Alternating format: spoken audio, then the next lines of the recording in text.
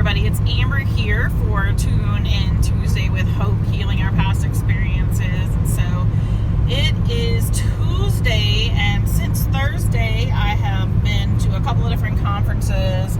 As you can tell, I've put almost 1,400 miles on since Thursday, and I am wrapping up and trying to get back home here. And some thoughts as I travel across the road that I wanted to share with you, as I've been to Baton Rouge and Mississippi and Tennessee and Arkansas and back to Missouri.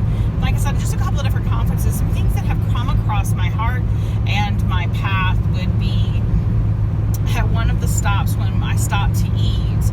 There were about 3 teenage girls, probably like juniors or seniors in high school, and they were having a conversation about boys and how their flirting had became aggressive. And the one girl said, "Oh, I can't say that in front of the customer." And I looked at her and I said, "I assure you, there is not anything that you're going to say that will offend me." And she's like, "Oh, okay." And so she's like, "Well, he told me that I should become a stripper."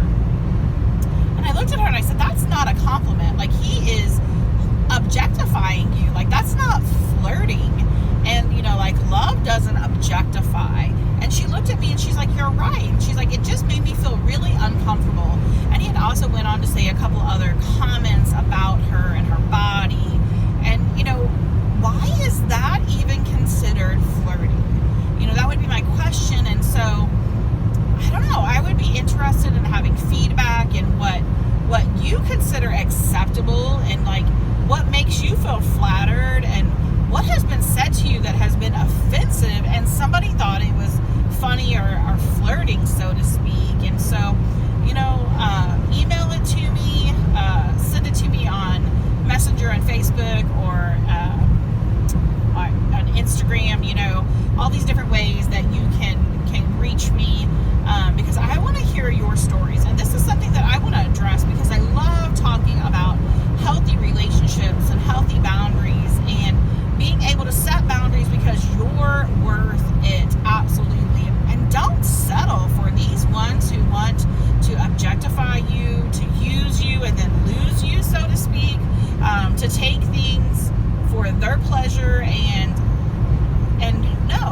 no, the answer is no. Like, you deserve so much more. And so, you know, especially when we've experienced sexual abuse, misuse, and trauma, like, we often settle because we just don't think we're worth it, right? We think, well, it's already been taken from me, so what's the point? I can't save that for marriage, so to speak. I know that's a thought process as well.